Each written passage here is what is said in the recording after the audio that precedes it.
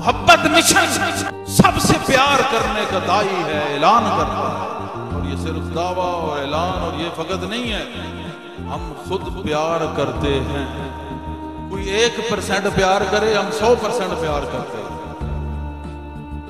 फिर भी अगर किसी को ये समझ ना आए तो फिर वो अपने अंदर का हसद, बुग़्ज़, अनाद, दुश्मनी, जहालत, गुमराही, बदबख्ती दूर करता। ये सारी चीजें दूर करेगा तो बचेगा, वरना बहुत मुश्किल होता है। किससे बचना? शैतान से। क्यों? सीना में वो शैतान तुम्हें दम कर रहा है। तुम अभी मुर्शिद के दम के काबिल नहीं। जिसको मुर्शिद का दम लग जाए वो दमादम करता है, वो दमादम दम बदम रूह के साथ पैवस्त हो जाता है। शैतान वहां गलबा नहीं कर सकता।